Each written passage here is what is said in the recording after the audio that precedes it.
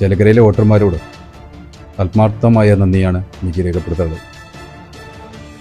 നമ്മളെ വളരെ വിശ്വാസത്തിലെടുത്തുകൊണ്ടാണ് ഇത്തരം അധികം ഭൂരിപക്ഷത്തോടു കൂടി ജനം വോട്ട് ചെയ്തിട്ടുള്ളത്. അത് മുൻകാലങ്ങളിൽ ഉണ്ടായ പോലെ അതേ ആത്മാർത്ഥതയോടുകൂടി നാടിൻ്റെ വേണ്ട വികസന പ്രവർത്തനങ്ങൾ വളരെ ആത്മാർത്ഥമായി കൂടെ ഉണ്ടാവും എന്ന് തന്നെയാണ് പറയാനുള്ളത്.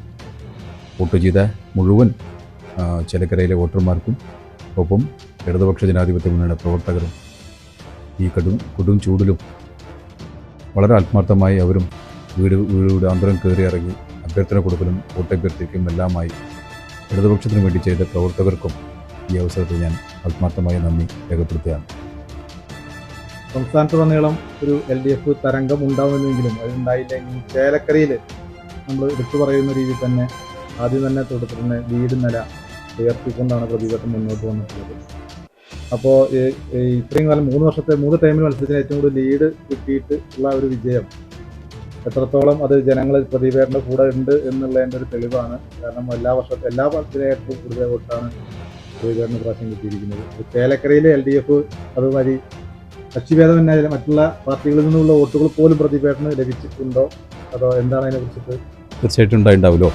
അതിൽ 2016 മത്സരിക്കുന്ന സമയത്ത് പുതുതായി ഒരു മുഖമായിട്ടാണ് ചേലക്കരയിൽ വരുന്നത്.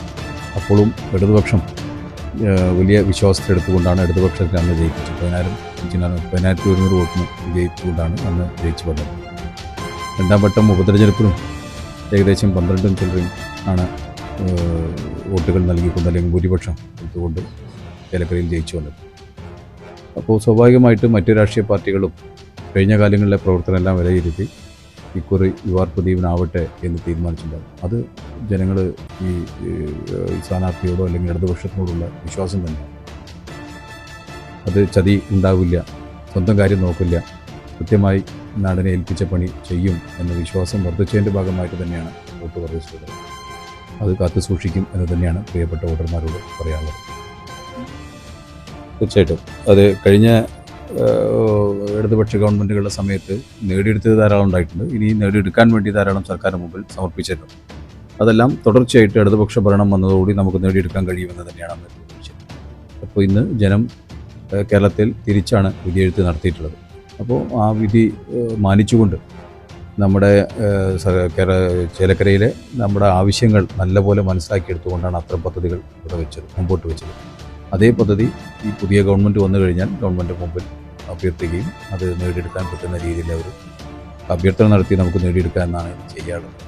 പണി തീർച്ചയായിട്ടും നാടിന് വേണ്ടി ചെയ്യും എന്ന് തന്നെയാണ് പറയാനുള്ളത്. Sreekrishna college for health care and media studies BVOC medical app nursing diploma paramedical കോഴ്സുകളിലേക്ക് അഡ്മിഷൻ ആരംഭിച്ചിരിക്കുന്നു. മികച്ച ആശുപത്രികളിലും ഫാർമസികളിലും പരിശീലനം. ദാരിദ്ര്യരേഖയ്ക്ക് താഴെയുള്ളവർക്ക് പ്രത്യേകാനുകൂല്യങ്ങൾ. കൂടാതെ ഓൺലൈൻ ക്ലാസുകളും ഇവിടെ ലഭ്യമാണ്. 9,800 വനിതകൾക്ക് ജോലി നേടിക്കൊടുത്ത വടക്കാഞ്ചേരിയിലെ 28 വർഷത്തെ പാരമ്പര്യമുള്ള അംഗീകൃത സ്ഥാപനം. +2 തോറ്റവർക്കും ജയിച്ചവർക്കും പ്രവേശനം. Sreekrishna college for health care and media studies, Ottupara bypass junction, Arabian മെഡിക്കൽസിന് സമീപം, അറേബ്യൻ ടയേഴ്സിന് മുകളിൽ.